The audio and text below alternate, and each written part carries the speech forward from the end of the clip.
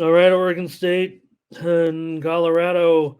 In this one, this still should be fun. I know that things have gotten a little dicey, and maybe Dion has gone a little bit too far in some of his comments. I mean, he's which Dion, sometimes forgets that all these kids have parents.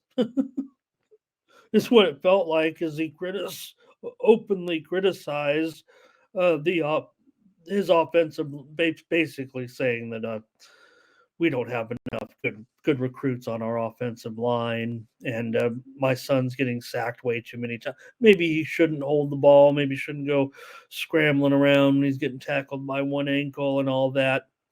I'm sure he knows what he's doing, and I'm sure that really what it is, yeah, is probably they are overmatched on the offensive line, a very tough position to get the elite players uh, to. But in a situation like this against Oregon State, I don't think it will be as big of a problem as it has been in some. Look, I know we want to look at Oregon State as kind of still. I don't look at those other Pac-12 matchups that Colorado's kind of struggled in here against maybe more traditional strength teams of the Pac-12. I know we're dealing with a special Oregon State team here and all that, but I don't think that kind of like that.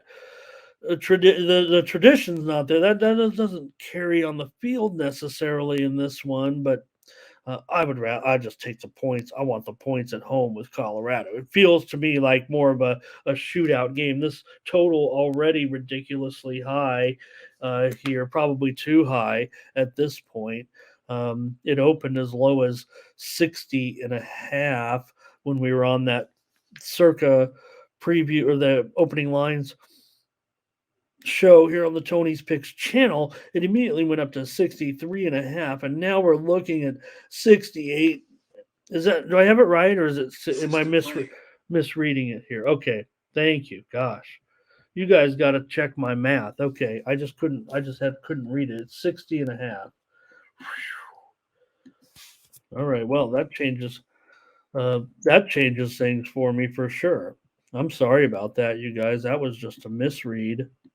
I thought maybe I typed it because I kind of typed in blindly, and then, as I got up this morning a couple hours ago, and it said 60.5. Thank you.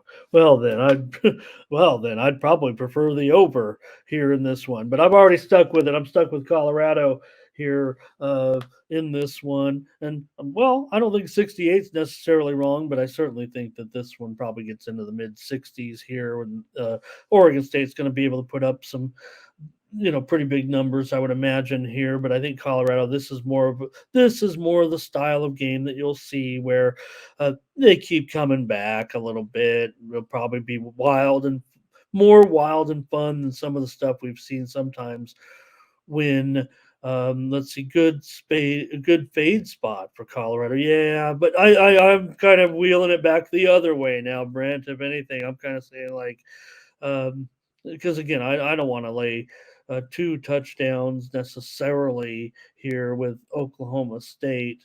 But my numbers actually in my computer says to do so, and I just can't. I can't. I just feel like it's going to be, you know, somewhere. Look, if it's going to be, somewhere in the mid 60s, like I would rather call it for here in this one.